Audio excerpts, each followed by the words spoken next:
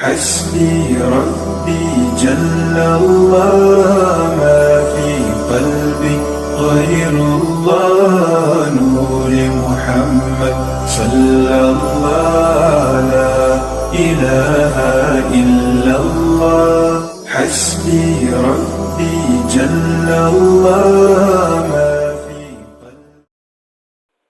نحمده ونصلي على رسوله الكريم اما بعد فاعوذ باللہ من الشیطان الرجیم بسم اللہ الرحمن الرحیم. ناظرین، پہلے بھی ہم نے اسی موضوع پر گفتگو کی تھی پہلے کلپ کے اندر، پہلے پارٹ کے اندر. اب اسی کا دوسرا پارٹ ہم لے کر آئے ہیں. تو جشن آزادی کے موقع پر جو ہے وہ کس طرح کی خوشیاں اور کس طریقے کی خوشیاں ہونی چاہیے، تو یہ بات ہم پہلے بھی بتا چکے ہیں کہ یہ اللہ پاک کی جو نعمتیں ہیں جو ہمیں ملتی ہیں، آزادی، یہ بھی اللہ پاک کی نعمت ہے کہ ہمیں اللہ پاک نے بہت پیارا وطن عطا فرمایا ہے. تو اس ملک کے اندر جب ہمیں آزادی ملی ہے تو ہمارے لیے اس کا بنیادی مقصد ہے کہ اس آزادی کے موقع پر ہم ان شہداء کو یاد رکھیں جن کی بدولت ہمیں یہ نعمت ممکن ہوئی، اور ہمارے لیے زندگی کا ایک اور مرحلہ بھی آسان ہو گیا کہ ہم ظاہر باطن اللہ پاک کے خوب عبادت باسہل طریقے سے ادا کر سکتے ہیں، بغیر کسی جو ہے وہ زبردستی کے. ہم پر کوئی ایسا ویسا حاکم مسلط نہیں، ہمیں خود آزادانہ زندگی میسر ہوئی. تو یہ اللہ پاک کی نعمت ہے. ہم نے اس زندگی کے اس اصول کو سمجھنا ہے. حضرت امام حسین رضی اللہ تعالیٰ عنہ نے ایک بڑی خوبصورت بات ارشاد فرمائی. آپ نے فرمایا کہ زندگی یہ بنی ہے موت کے لیے، زندگی بنی ہے موت کے لیے.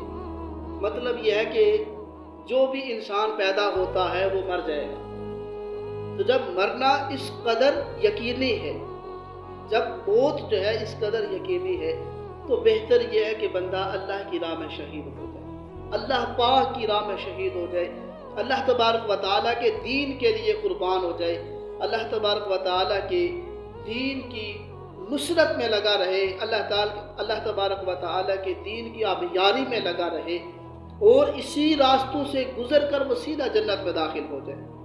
کیونکہ مرنا جب ہے یقینی طور پہ، تو پھر موت وہ اچھی ہے جو ہمیں جو ہے وہ اللہ تبارک و تعالیٰ کی طرف لے جائے، اللہ تعالیٰ کی رضا کی طرف لے جائے. تو حضرت عمر رضی اللہ تعالیٰ عنہ کی زندگی کا ایک واقعہ تھا کہ جب آپ عبیدہ بن جراح رضی اللہ تعالیٰ عنہ کے ساتھ سفر پر تھے، تو جب آپ سواری پر تھے تو راستے میں ایک جگہ پانی جمع تھا بارش کی وجہ سے. تو آپ گھوڑے سے نیچے اترے اور آپ نے اپنے چپل ہاتھ میں پکڑ لیے. اس وقت حضرت عبیدہ بن جراح رضی اللہ تعالیٰ عنہ نے ہاتھ جوڑے اور کہا، حضرت آپ وقت کے اتنے بڑے خلیفہ ہیں، اور اس طرح آپ ہاتھ میں چپل پکڑیں گے تو لوگ آپ کو خادم سمجھیں گے، تو آپ یہ چپل جو ہے مجھے عطا فرما دیں. حضرت عمر رضی اللہ تعالیٰ عنہ کو غصہ آیا، اور آپ نے جب ایک گھونسا عبیدہ بن جراح رضی اللہ تعالیٰ عنہ کے جسم پر مارا اور کہا کہ اے ابو عبیدہ، میں تیری حیا کرتا ہوں، اگر تیری جگہ پر کوئی اور ہوتا تو میں اسے بہت مارتا، کیونکہ یہ بات جو کی ہے یہ میری طبیعت کے خلاف ہے. کیونکہ ایک وقت ایسا تھا کہ ہماری کوئی عزت نہیں تھی، ہم زمین پر ذلیل و رسوا تھے، ہمارا کوئی دین مذہب نہیں تھا، بتوں کی پوجا کرتے تھے. ایک اللہ تبارک و تعالیٰ نے ایسا نبی ہمیں عطا فرمایا جس نے اپنی سنت سے، تعلیمات اسلامیہ سے ہمارے ظاہر کو بھی روشن کر دیا، ہمارے باطن کو بھی روشن کر دیا. اور ایک وقت تھا جب عمر کی شان کوئی نہیں تھی، میں ایک لائن اونٹ کی، میں ان جانوروں کی ایک کتار کو نہیں بنا سکتا تھا. لیکن آج اللہ پاک نے یہ مقام عطا فرمایا ہے کہ شرقاً غرباً شمالاً جنوباً اللہ پاک نے اسلام کو عزت عطا فرمائی، اور جتنے بھی مسلمان ہیں سب ایک لائن میں کھڑے ہیں. تو فرمایا اس اسلامی تعلیمات کی وجہ سے اللہ پاک نے عمر کو یہ خلافت عطا فرمائی ہے. اور اے عبیدہ، یہ عمر آج اپنی عزت کے لیے ان اسلامی تعلیمات کے خلاف نہیں جا سکتا. میں اسی محمد صلی اللہ علیہ وسلم کی تعلیمات پر عمل کروں گا چاہے میری عزت چلی جائے، کیونکہ یہ عزت اس مصطفیٰ کے دین پر قربان ہے۔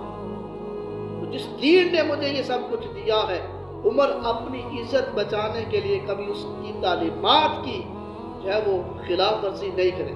یہ ہمارے بزرگان دین ہے۔ تو کتنی پیاری بات کرتے ہیں کہ زندگی اس کی وجہ سے ملی، ہمیں ایمان اس کی وجہ سے ملا، ہمیں غیرت اس کی وجہ سے ملی۔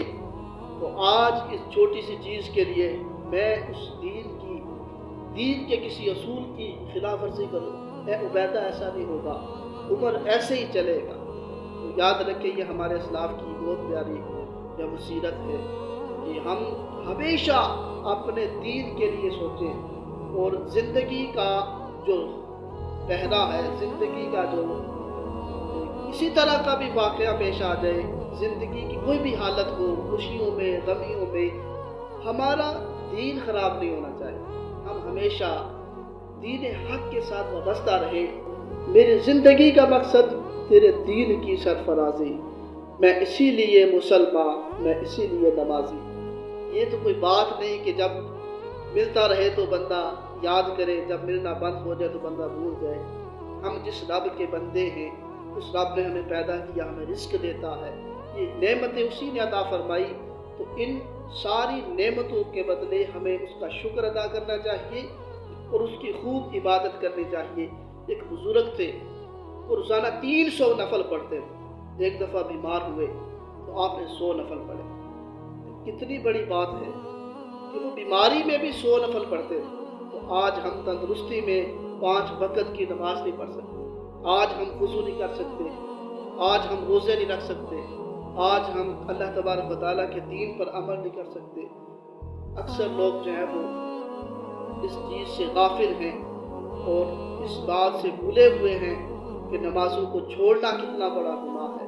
ہمارے آقا علیہ السلام نے جو ہمیں تعلیمات دی ہیں، زندگی کا ایک خوبصورت مقصد دیا ہے کہ ما خلقت الجن والانس الا لیعبدون، جو قرآن پاک میں اللہ پاک نے بیان فرمایا اس آیت کے اندر کہ انسان اور جن کو میں نے اپنی عبادت کے لیے پیدا فرمایا۔ حضور علیہ السلام نے اپنی تعلیمات سے ہمیں اسی کی طرف اشارہ فرمایا ہے کہ زندگی کا مقصد ہے کہ ہر وقت ہم اللہ تبارک و تعالیٰ کی عبادت میں رہیں اور اس کی رضا کو تلاش کریں۔ خوشی کا موقع ہو یا غم کا موقع ہو، خوشی کا موقع ہو یا دکھ کا موقع ہو، ہر جگہ پر ہم دین پر قائم رہیں۔ اللہ تبارک و تعالیٰ ہم سب کو عمل کی توفیق عطا فرمائے۔